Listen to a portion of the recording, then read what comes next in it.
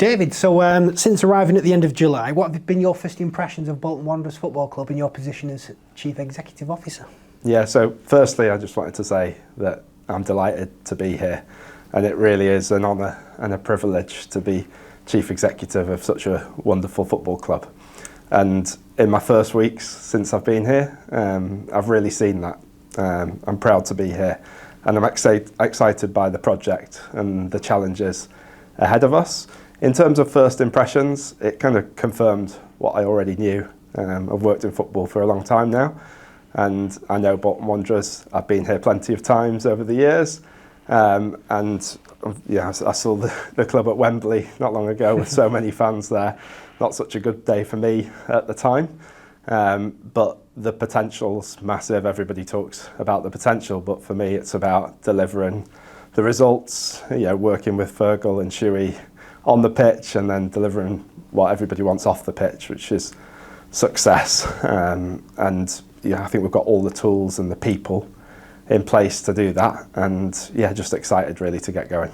So you mentioned that you've worked in football a long time. Obviously you spoke about that glorious day for Bolton Wanderers at Wembley. So talk us a bit about your role at Plymouth as Head of Finance and how that's kind of shaped you to be the CEO of Bolton Wanderers, and what is your vision of the ideal football CEO, particularly at a club at the size and scale of Bolton Wanderers? Yeah, sure. So I'm a chartered accountant, is my background. I worked as a consultant prior to joining Argyle. That gave me an opportunity to work with a number of different football clubs, albeit on a consulting basis, which I was able to see lots of different environments, what works well, maybe what doesn't work so well. And throughout my career, I'm just continuously learning, and I want to bring all of those learnings into the role at Bolton Wanderers. I think being an accountant is always a good place to start for a CEO. That's just because ultimately the money and the finance cuts across all areas of a football club. So I think I can bring those experiences into the role and help us deliver what we all want, that success that I spoke about before. So what is that ideal of success? I mean, can you explain what that vision entails for the club, both in the short term and long term? Yeah, I mean, when thinking about success, I like to think about how we get there. And it's all about quality of decisions. And in football, sometimes there are ups and downs along the way. But it's about sticking to the things that we know are the right way to do it. And I'll look to implement that throughout the whole of the football club, whether that's on the pitch or off the pitch. So on the pitch, obviously, we want to win games. We want to get promoted.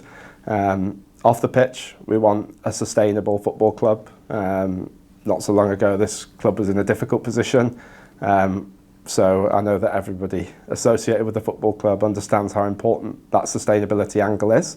And I think that the two things really go hand in hand. So I think success and sustainability can go together, and ultimately that's what we want to deliver. That's right. So you're very much focused on the off-the-pitch stuff, like the business side, commercial side. Mm-hmm. And the football side is very much led by Stephen Schumacher, who you know very well, and also Fergal Harkin as the sporting director. How is that working relationship evolving between the three of you from that football perspective? Yeah. So particularly during the transfer window, I'm talking to Fergal all the time, and I know Stephen, having worked with him for a considerable period of time previously. We've got a really strong working relationship, but I've been able to build and develop on the relationship with Fergal since I've been here. It's working really well. My job at the end of the day is to channel as much energy, resource, create the right culture and environment for Fergal and Shuey to do what they do so well, which is deliver results in that football environment. So that triangle is really important in any football club, and I feel like we've got the right people in the right places here to really deliver the results that we want. Yeah, I was going to say that about the right people in the right places. Can you explain a bit more about how the staffing structure is and how that's going to contribute to a more efficient and capable leadership group to drive the club forward?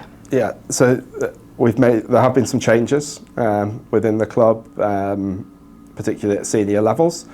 Those changes have been made because we want to get the right people in the right places to deliver the right results. So that's about having people who are hungry, motivated and aligned with what I and the board and Stephen and Fergal want to deliver.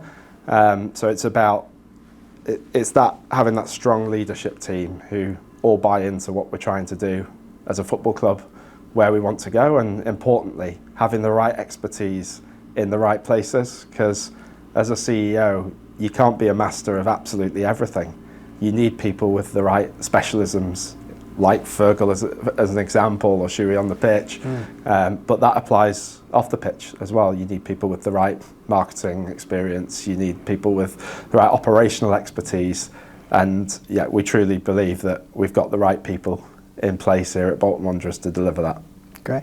And you know, the staff, like you've mentioned there, they're extremely important at a football club, but another cohort of people who are probably just as important, if not more, are the fans, who are, you know, who are always the remaining the one constant at any football club.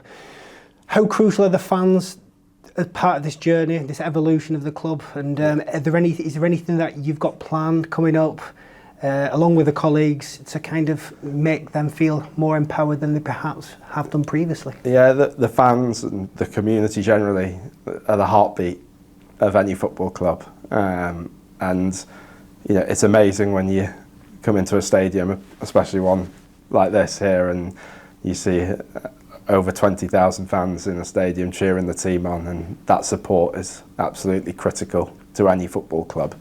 But particularly from my role, given the importance of the fans, it's important to understand what the fans think. And I know that in my first days here a couple of months ago, there were things that I wanted to do to really canvass the opinion of everybody associated with the football club. So we've got a couple of things that will be coming up shortly. Firstly, an in-depth fan survey where supporters will have the opportunity to say what they like, or maybe what they think needs improvement around any aspect of the football club, whether that's on a match day, whether that's how we communicate with fans, whether that's the experience of buying merchandise from the shop or buying tickets. It's an opportunity for fans to have their say, and I want to hear that and I want to listen to it, and then that enables us to make informed decisions and improvements ultimately as to how we run the football club, and hopefully improve the experience for fans and encourage even more people to come and support Bolton Wanderers. In addition to that, I'd like to, I'm a big advocate of transparency in running football clubs, and I know that the support from Sharon and the rest of the board is there for that transparency. So another thing that I'd like to hold is a fans forum. That's an opportunity for fans to either come and join in person, or hopefully follow the discussion online, and they'll be able to ask people like myself and Fergal questions about anything from associated with operating Bolton Wanderers, basically, or what our vision is for Bolton Wanderers. And I really encourage people to come along and voice their opinion, share their views with us, and ask us questions, because we want to hear their views, because it's valuable.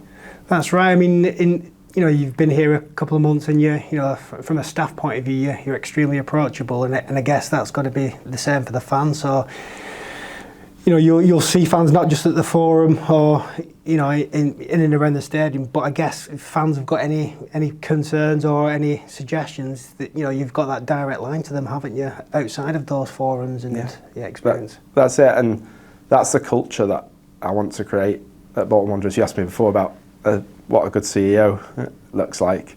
I think it's important that my voice doesn't need to be the loudest voice. It really doesn't. I need to give people the opportunity to speak, but it's important that then I take that information and ensure that we act upon it.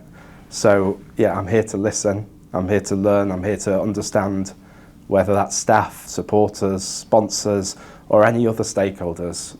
I'm listening. And I want to learn from what they say, and then it's my job to then go and make sure that the team here at the football club take the right actions in order to deliver the results that we and everyone else want. Earlier on, David, you mentioned about a regular attendance of 20,000 Bolton Wanderers fans here at the Tough Sheet Community Stadium.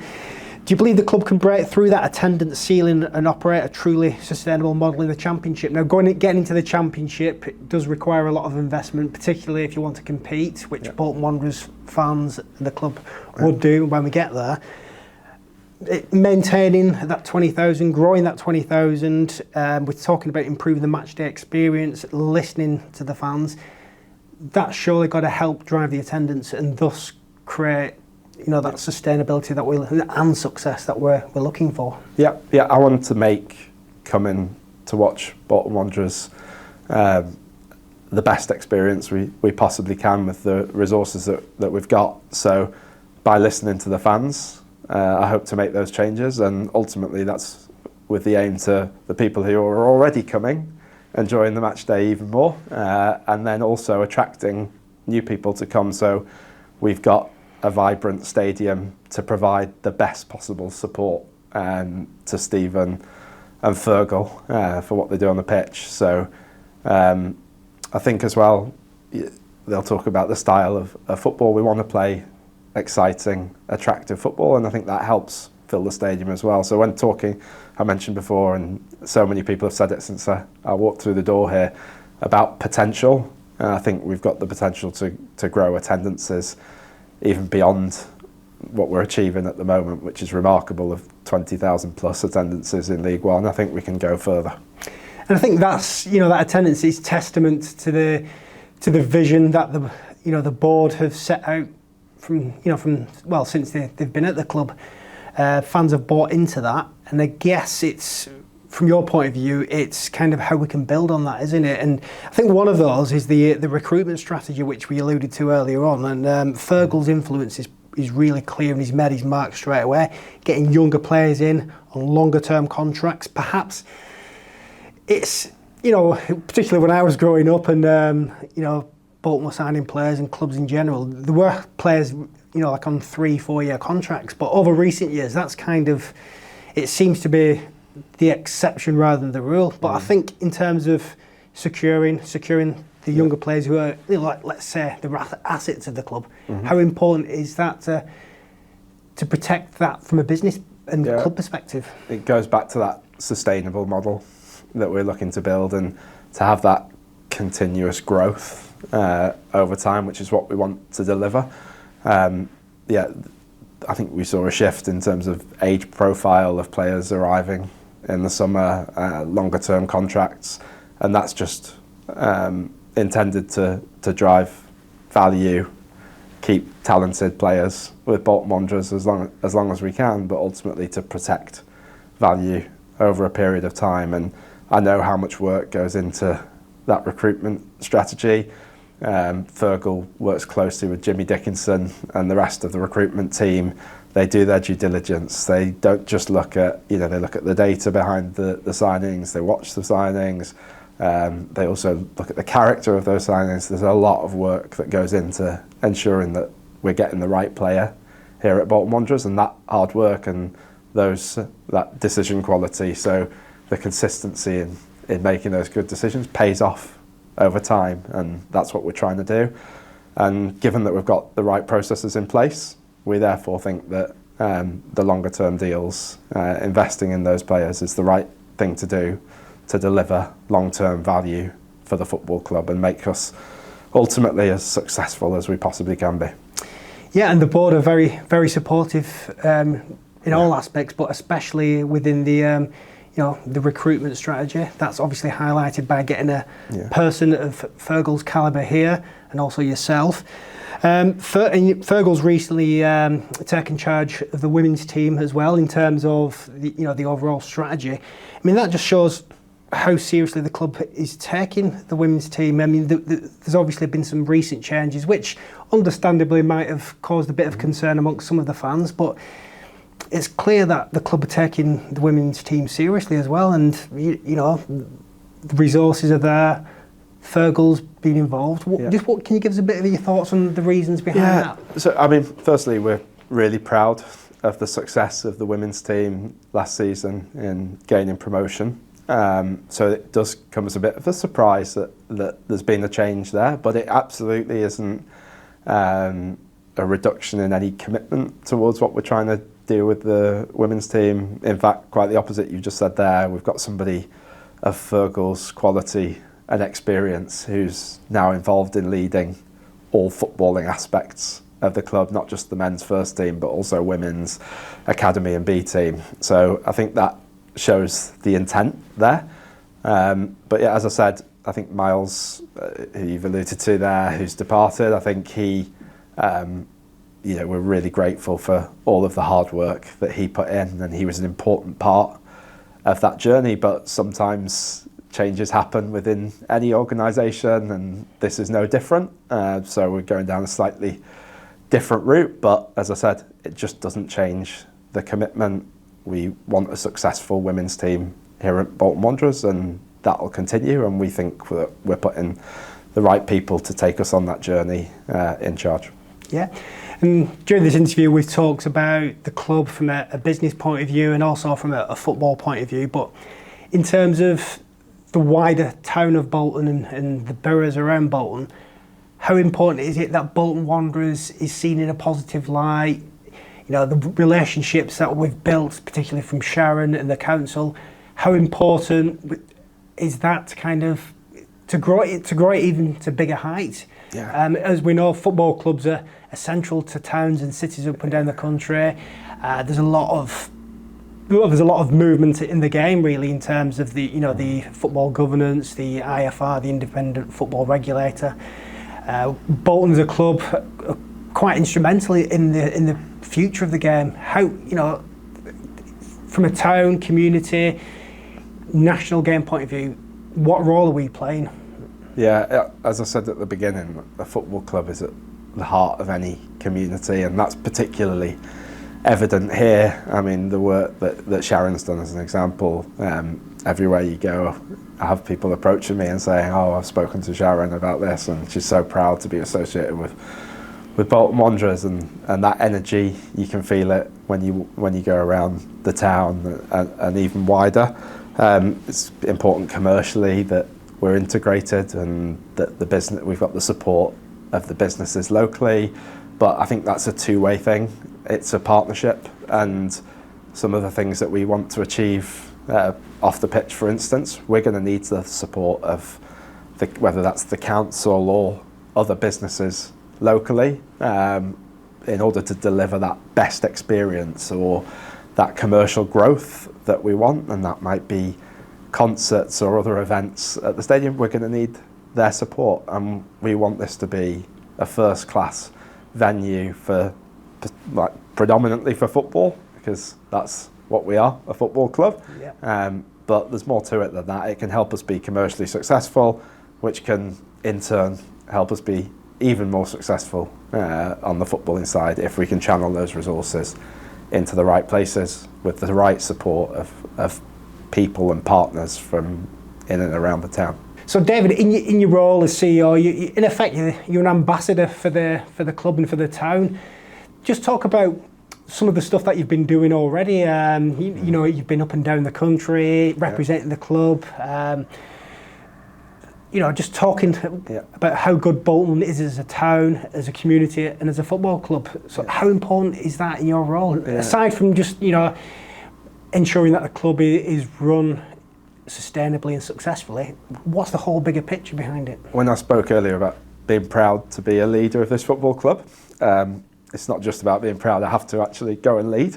Yeah. And as a person, I'm really approachable, and I think that's really important in the culture, and I want us to be an open, approachable football club, so it's important that I lead in that way, and I think people who I've interacted with so far can already see that. I'm friendly, I'm warm, and I welcome people to come and have a chat with me about this great football club. I've already been out and about, whether that's EFL meetings, as you mentioned before about the IFR meetings, and engaging productively with them on what that governance structure is going to look like, or whether it's just raising the profile and the brand of Bolton Wanderers, and that's going to be a key part to what we're going to do over the coming months and years as we deliver a successful football club. Yeah, so in summary, what's the core message you want to leave with fans regarding, the speed and direction of the club's project under your leadership? Now, obviously, elephant in the room, we're in League One. The ambition for the club, for the owners, the investors, the board, but the fans, we want to be in that upward trajectory. Now, we've been in League One for several years now. Obviously, football it's a game we love, but it's a game that's not predictable. How can you reassure the fans, like the speed and direction? We've mentioned success and sustainability, but what's the core message you've got for fans? Yeah, so we're ambitious here at Bolton Wanderers. I'm ambitious, the rest of the team is ambitious, Fergal's ambitious, Shuey's ambitious. We're all pushing in that same direction, and ultimately we want to deliver results. As I said before, it's never straightforward. You don't win every single game. There are things where you have to learn, and it's a constant cycle of improving, and we will do that. I encourage fans to provide feedback in the right channels. So we're going to do the survey and the fans forum, which are great opportunities to let us know what works well or what maybe needs improvement. So that the opportunities are there to do that, and we will listen, and we will make changes which make us better over the short and the long term. And I just encourage fans to keep supporting us, stick with us. We're excited by the journey that we're going to go on, but please stay with us and give that support that you give out for every match day. Here, home, away, anywhere else, that support is so valuable, and it's crucial to the success of the football club.